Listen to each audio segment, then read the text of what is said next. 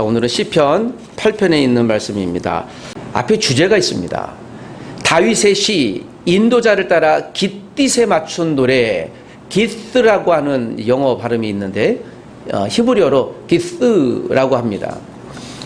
여러 가지 이 깃스라고 하는 게 무슨 의미일까 봤는데 많은 학자들이 이야기하기는 이 깃스라고 하는 것은 추수, 포도를 추수할 때 부르는 그런 노래, 그런 여흥구, 그런 내용이라고 볼 수 있습니다. 그래서 시편 8편은 포도 추수 때를 기억하여 부르는 성가대의 찬양이라고 볼 수 있는 거예요. 이게 성가 찬양인 것이죠. 이 본문 가운데 흐르는 내용 가운데 두 가지 메시지가 있습니다. 다윗이 굉장히 긴장하면서 포도 수확을 하는 과정에서 얼마나 적들이 또 사단들이 이것을 빼앗아가게 하고 포도 수확을 못하게 했는지 하나와 이것을 그렇게 수확하게 하신 하나님을 온 우주를 찬양하는 찬양시로 알려져 있습니다. 온 우주를 촘촘히 인도하시는, 운행하시는, 간섭하시는 하나님은 누구인가에 관한 다윗의 고백입니다. 자, 첫 번째 메시지는 8장 1절 2절입니다. 하나님은 우주의 크고 작은 모든 것을 다 통치하시는 분입니다. 시편 8편의 배경을 보면 다윗이 목동의 삶을 경험했던 내용이 구구절절 나옵니다. 다윗이 목동의 삶 속에서 그가 목동으로서 아마 그 10대에서 20대 초반까지 목동의 삶을 살았을 텐데 그러면서 하늘을 보고 또 자연을 보면서 야, 정말 대단하시다. 양들을 먹이고 또 양들의 생명을 보존하고 내가 목자지만 내가 목동으로서 살아가는 여러 가지 지혜를 주신 그 하나님에 대한 내용들, 그 지식들이 오늘 본문에 시편 23편과 더불어 가득 있는 내용을 봅니다. 그래서 창조주 하나님을 크게 찬양하는 내용이죠. 세상의 모든 것을 만드셨다라는 것입니다. 창조주 하나님. 창조가 나왔으니까 여러분 온 우주는 몇 년 동안 하나님이 창조하셨습니까? 하나님 만드셨을까요? 진화론자들은 137억 한 6, 7천 년 플러스 마이너스 3천 년 정도로 유추합니다. 진화됐다는 거죠. 이 진화의 최고의 극치는요, 외계 우주 생명체에 있어요. 그래서 그들이 항상 귀결된 주장은요, 외계 생명체, 외계인이 있다 없다로 귀결됩니다. 그래서 진화론은 허구입니다. 그거는 이제 페이크죠, 가짜죠. 왜냐하면 진화가 동의되려면요, 예를 들면 지금도 아프리카나 이런 데서 원숭이 중간, 사람의 중간 개체가 여전히 증거되고 나와야 돼요. 한 번도 증명된 적은 없습니다. 과학적으로 유추해서 그럴 것이다라고 얘기했을 뿐이죠. 저도 굉장히 진화론 맹신자였다가 진화를 창조보다 진화가 맞다라고 저는 굉장히 공부를 많이 했던 사람 중에 한 사람이고 그렇게 보고 성경을 보다가 진화론의 허구를 창세기에서 그냥 받아들일 수밖에 없어서요. 제가 오늘 이 내용으로 신학교에서 굉장히 논쟁했던 기억이 있습니다. 그때 논쟁은 이것이에요. 외계인이 있을까 없을까? 그 외계인이면 그래서 UFO, Unidentified, 아직 확인되지 않은 비행 물체에 외계인이 있다면 없다면, 왜냐하면 그때 신학 시간이었는데요. 하나님께서 예수님의 구원이 온 우주에 미친다라는 것 같고 어떤 전사님이 손들고 교수님, 그러면 외계인은 구원받을 수 있나요? 라는 이야기를 하면서 이게 있다 없다까지 나왔습니다. 예, 제가 결론을 미리 말씀드렸잖아요. 외계인은 한 번도 확인되지 않아서 존재하지 않습니다. 한 번도 과학적으로 증명되지 않았어요. 여러 가지 설이 있긴 하지만 거기서 맺은 결론이 이거였습니다. 그때 교수님이 한참을 고민하더니 설마 만에 하나 정말 외계인이 있다 손 치더라도 그들은 예수님을 믿어야 구원받습니다. 예수님의 십자가는 유효합니다. 왜냐하면 예수님의 십자가 사건은 전 우주적인 사건이거든요. 달을 위해서도 화성을 위해서도 저 갤럭시 전체 137억 년 저편에 있는 거리에 있는 우주에 설마 생명체가 있어도 예수님의 십자가는 유효하다. 예수님이 이 지구에 오신 것은 그 사건 때문이다. 이걸 역으로 보면요, 지구에 있는 인간들만 존재한다라는 것의 강력한 반증이에요.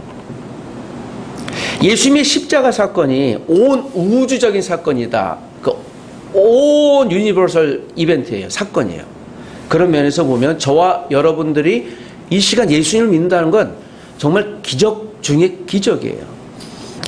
시편 8편을 좀 설명하려던 일이 좀 장대해졌습니다. 다윗은 시편 8편에서 온 우주에 그리고 내 눈앞에 목동의 삶을 살면서도 하나님은 누구인가에 대한 믿음의 고백을 우리에게 하고 있습니다. 2절에 보면 주의 대적으로 말미암아 어린 아이들과 젖먹이들의 입으로 권능을 세우시며 이는 원수들과 보복자들을 잠잠케 하려 하심이라. 그래서 이 내용을 보면 목동으로서 여러분 목자들이 가장 싫어하고 싸워야 될 대상은 누굽니까? 사무엘상 12장에 다윗의 고백이 나오는데 그가 사자와 뱀, 늑대와 맞서 싸워 멱살을 잡고 흔들어서 이겼다라는 고백을 해요. 과장이 아니라. 그래서 여러분 다윗은요 글래디에이터예요. 전문 싸움꾼입니다. 그 당시에 목동은 그러해야 했어요. 그래서 목동이 항상 들고 다니는 무기가 뭡니까? 물맷돌이고 새총으로 쑥 하는 요게 지금에 보면요 이게 총이에요. 그리고 막대기를 갖고 다녀요. 이 막대기가 동물도 보호하지만 늑대나 이런 거 올 때 싸움을 맞추는 것이에요. 그래서 오늘 이 고백은 1차적으로는 동물이라고 볼 수 있고요. 또 다윗이 왕이 돼서도 여전히 이것을 찬양으로 고백했다면 죄의 대적, 당장 눈앞에 자신을 괴롭히는 블레셋뿐만 아니라 영적으로 사탄이라고 볼 수 있는 거예요. 다윗의 고백은 저와 여러분도 얼마나 있기 일치할까요? 여러분 당장 우리가 눈앞에 있는 직업이나 일, 학생이든지 직장이든지 가정주부든지 우리가 일할 때 가장 우리를 어렵게 하고 난감하게 하는 대상은 누굽니까?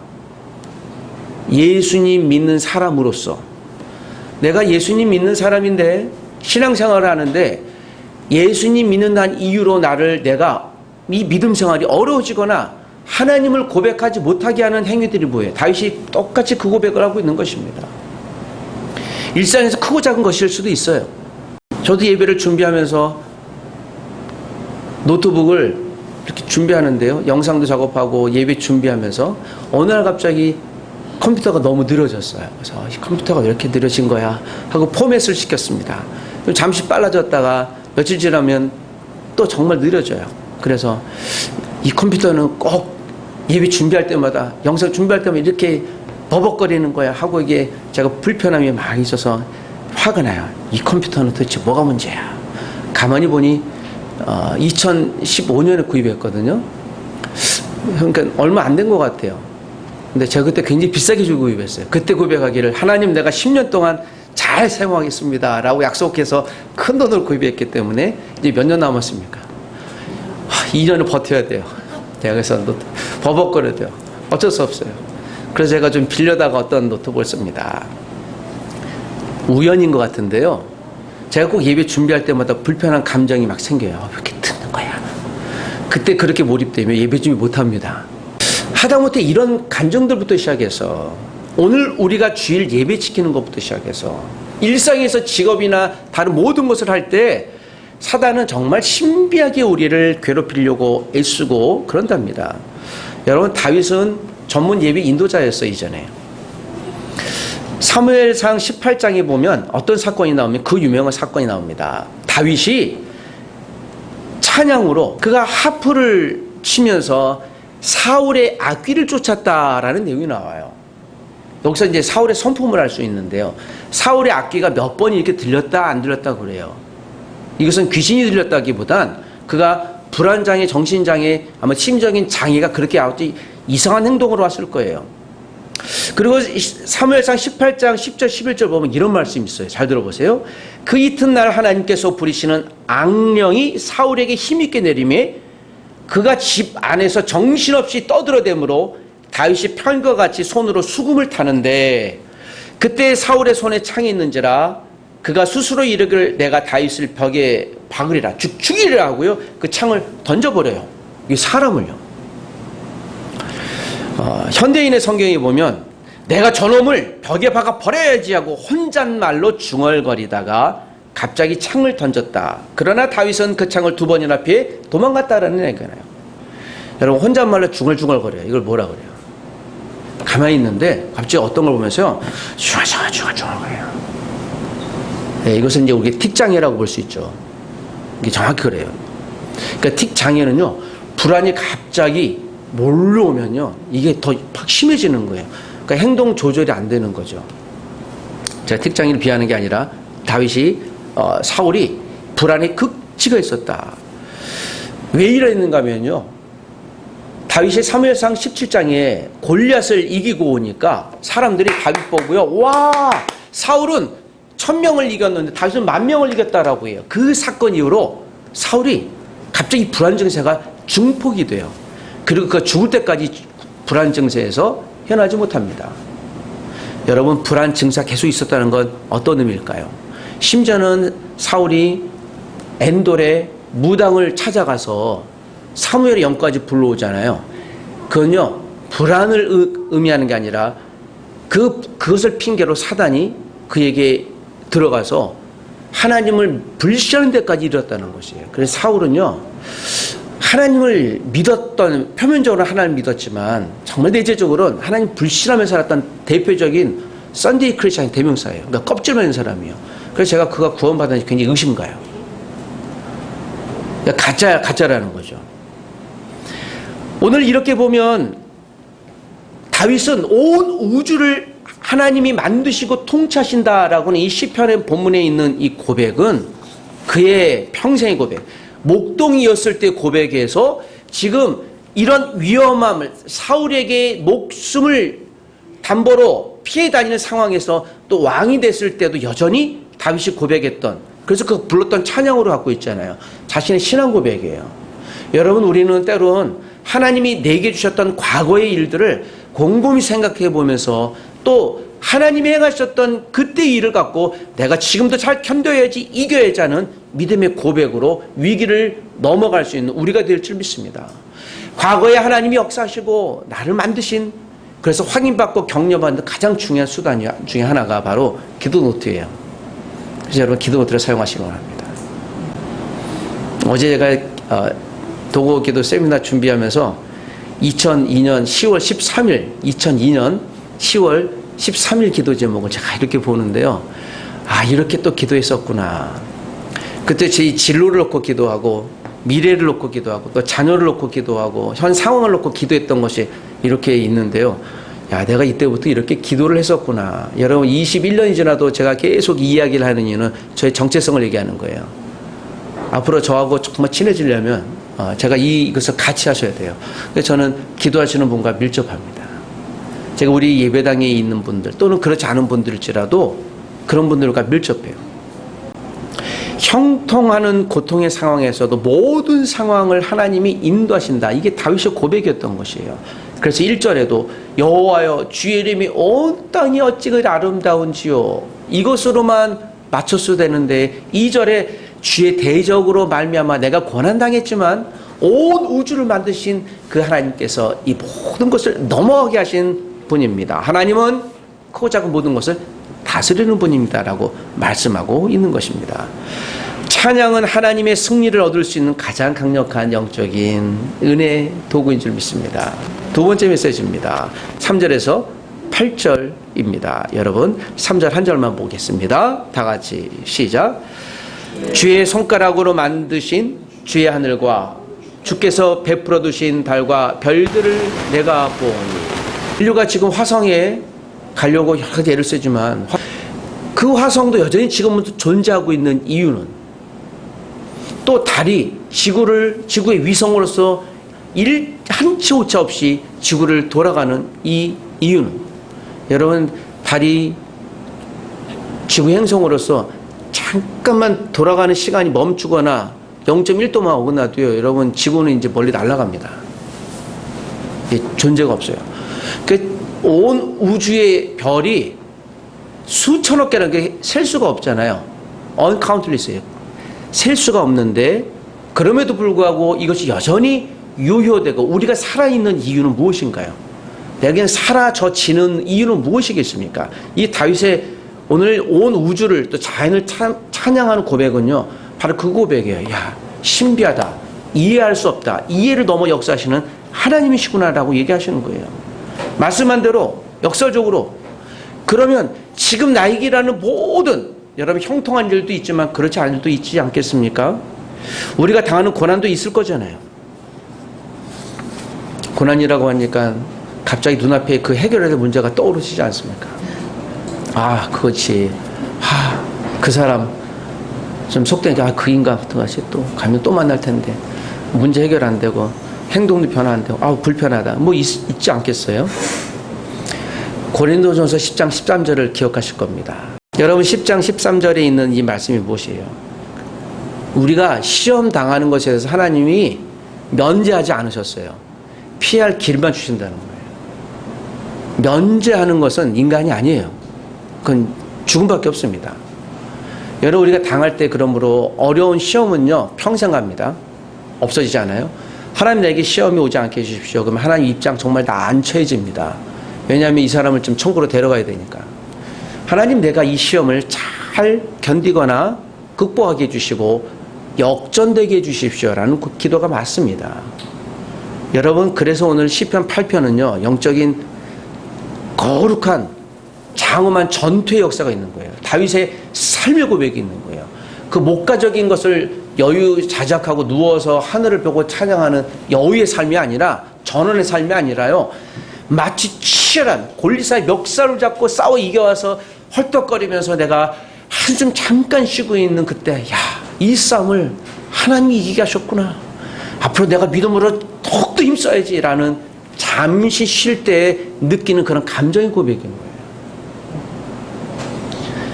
내가 지금 경험하고 있는 모든 상황을 하나님께 온전히 맡겨드리고 우리가 하나님이 주신 힘을 공급받아 지금의 고통스러운 환경이 역시 있을지라도 거뜬히 이겨낼 수 있는 힘은 하나님이 주시는 것이야 라는 고백인 것입니다.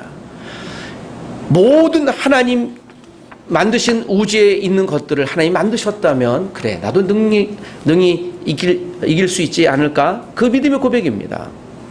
하나님이 주신 세상을 온전하게 다스리는 능력이 저와 여러분에게 있는 줄 믿습니다. 다윗에게 주신 것이거든요. 여러분 하나님이 저와 여러분에게 주신 능력을 잘 활용하시길 원합니다. 어떤 능력을 주셨습니까? 어떤 능력을 주셨나요? 다 있습니다. 여러분 능력이 없는 것도 있습니다. 하나님 주시지 않는 것도 있으니까. 저는 피아노 치는 능력은 조금 있어요. 제가 바이엘과 체르니를 배웠기 때문에 능력은 있지만 그 피아노를 칠 줄 알고요.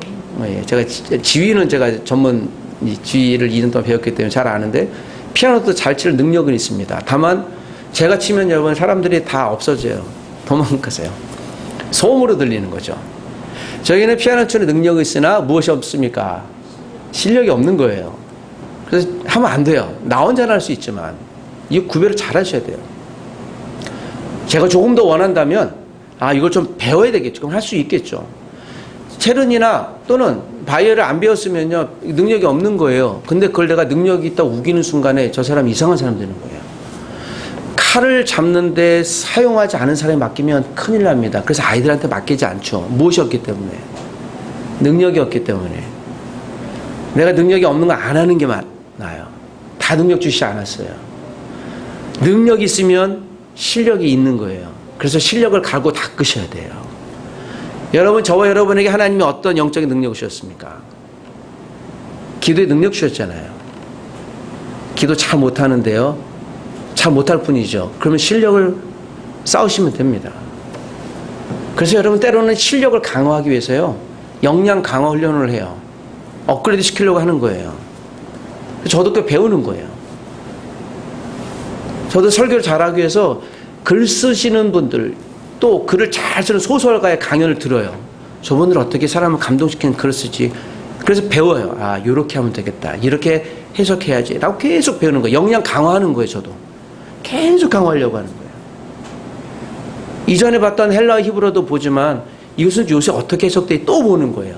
그래서 제가 스스로 강화하려고 싶은 거죠. 이건 제 욕구예요. 여러분 하나님은 우리에게 믿음의 능력을 주셨다면 여러분 그것을 실력화하십시오. 반드시 그래 주시길 부탁드립니다. 아니면 하나님이 우리에게 주신 그 실력이 내 인생에도 정말 요긴하게 사용하는 결정적인 도구가 될 수 있는데 그렇지 않게 둔다면 무뎌진 칼과 같아요. 쓸모없는 거예요. 존재는 하나 사용하지 않아요. 여러분 이것을 잘 살피십시오. 갈고 닦으십시오. 품어내십시오. 신뢰 향상을 영영 강화 훈련하십시오. 우리에게 기도라는 능력을 응답이라는 실력으로 반드시 나타내십시오. 어려우십니까? 그런 분들 옆에 배우십시오. 마지막 메시지입니다. 9절에 믿음의 그래서 우리의 저수량 기도의 발전소가 되십시오. 9절 한 번만 더 읽어보십시다. 시작. 여호와 우리 주여 주의 이름이 온 땅에 어찌 그리 아름다운지요. 시편이 약간 느낌표 물음표로 끝나잖아요. 결론은 끝나지 않고. 오 공중의 새와 바다의 물고기와 바닷길에 다니는 모든 것 온 우주를 창조하신 하나님을 찬양합니다. 여호와 우리 주여 주의 이름이 온 땅에 어찌 그리 아름다운지요. 마침표가 없어요. 왜 그럴까? 다시 신앙 고백이에요. 그러니까 감탄으로 끝나요. 이해할 수 없다라는 거예요. 다윗이 하나님에 대해서. 하나님은 이해 대상이 아니라 어떤 대상입니까? 믿음의 대상이에요. 이렇게 보면 다윗은 그의 인생에서 이 시편 8편은요 평생 자기가 고백하고 묵상하고 낭독해야 될 이유를 알았던 것이에요. 오늘 우리가 웨스트민스터 신앙 고백 소위 이름은 몇 문 낭독했습니까? 60에서 62문 낭독했어요. 지난주까지 보면 58문에서 이게 하나거든요. 자, 이걸 우리 가족들에게 낭독하는 이유는 여러분 이걸 보고 좀 배우시라는 것이죠. 소위 문답은 그 전 세계 그리스도인의 어떤 그리스도인의 기준이 다 담겨져 있어요. 기준이 있으니까 제가 이 기준대로 여러분께 말씀드리죠. 그러니까 성경을 축약한 거예요.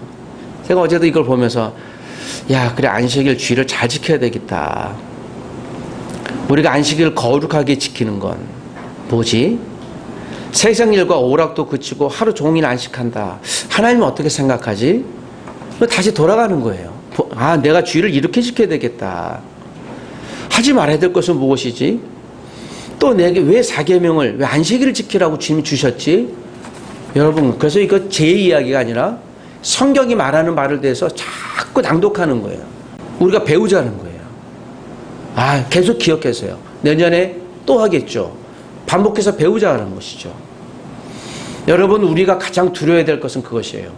반복해서 하면서 하나님을 생각해야 되는데 하나님과 대화해야 되는데 우리가 하나님과 대화도 없고 교제도 없는데 맺는 어떤 열매들이 있습니다.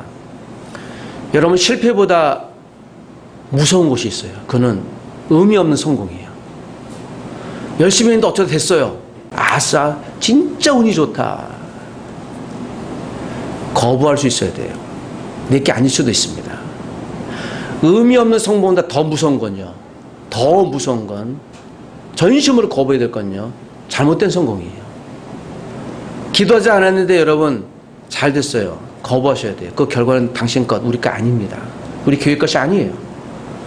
여러분 투기와 투자의 차이는 무엇입니까? 제가 부동산 공부를 꽤 오랫동안 해서 지금도 하고 있는데요. 네, 한문도라는 이 선생님이 했던 너무 정확히 잘 정리했어요. 그분이 이 청년 세대의 이 영끌에 대해서 정부의 그 실책에 대해서 분노하면서 얘기하는데 그래요. 투기와 투자는 어떻게 구별하십니까? 그래서 그분 얘기를 잠깐 듣는데요. 투자는요, 내가 돈을 투자하면서 미래에 어떤 가치를 얻고 투자하는데요. 대상자가 다 유익이 되는 거, 이익이. 투기는요, 그 사람 골만 빼먹는 거예요. 나만 좋은 거예요.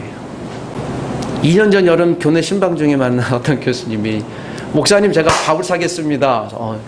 왜요? 좋은 일이 있어요. 뭔데요? 집값이 제가 5억이 올랐어요. 그래서 밥을 살게요. 그래서 제가 죄송한데 정말 천박한 저분 저렇게 천박한 생각을 갖고 있다니. 조용히나 있지. 가만히나 있지. 어떻게 저럴까? 그걸 자랑을 하다니. 제가 그래서 놀란 건 자기 집값 오른 거 자랑을 해요. 우리 여기서 천박한다고 생각할 수 있어야 돼요. 자랑하지 마세요. 그냥 혼자 좋아하나 하실지라도. 여러분 아무것도 우리가 투자도 안 했는데 올라가요? 곰곰이 생각해 볼 거예요. 공부도 안 했는데 성적이 잘 나와요? 부정행위를 했던지 아니면 내가 이상한 거예요. 우리가 여기에 대해서 단호하게 얘기할 수 있어야 돼요. 아시는 목사님이 의정부에 교회를 갔더니 처음에는 한 10몇 억인데요. 집이 40억이다 고 너무 좋다고 그러시면서 제가 그분과 교제권을 딱 끊어버렸어요. 이런 천박한 목회자 같으니라고. 왜냐하면 제가 배우기 싫은 거예요. 그런 분들하고 얘기하면 똑같은 거죠. 싫어요, 그분들. 우리 이렇게 얘기할 수 있어야 돼요. 이게 교회예요. 이게 하나님 정신이에요. 온 우주를 만들었는데 아무것도 투자하지 않았는데 내가 얻는 것은요, 두려워할 줄 알아야 돼요. 그것을 감히 기도 제목으로 낼 용기 있는 사람은요, 무지하거나 무식한 거예요. 여기서 우리가 여러분 마음가운데 부담이 있어야 되는 거예요. 다윗이 여러분 그 고백하지 않았어요. 자기가 이 고난 가운데 있었을지라도 사울을 죽이지 않은 이유는 단 한 가지, 죽일 수 있는 두 번의 기회가 있었는데도 하나님이 세우신 사람이었기 때문에 나는 불로서도 얻지 않겠다라는 거예요. 어쩌면 다윗이 사울이 눈앞에 자고 있는데 목 따면 그 왕이 될 수 있었는데 다윗이 거부했어요. 안 하겠다고 그랬어요.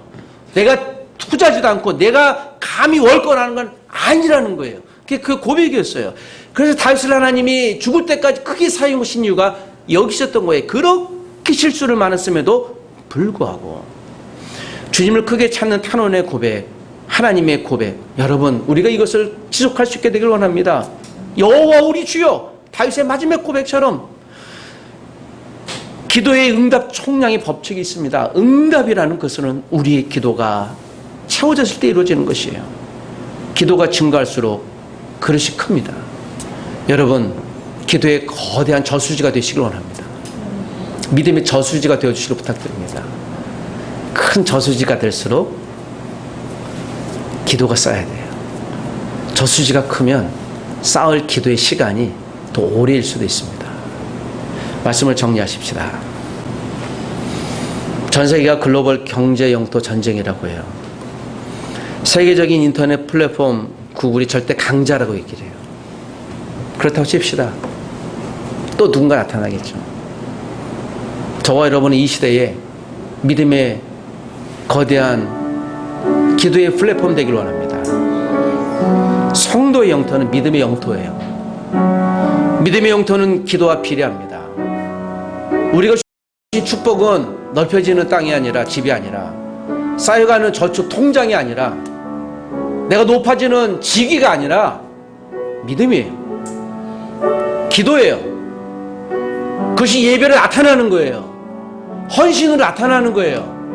내 주머니를 털어서 그를 돕는 거예요. 그 대가가 없어요.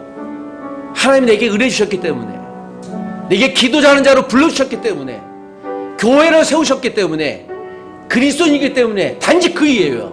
아무것도 없어요.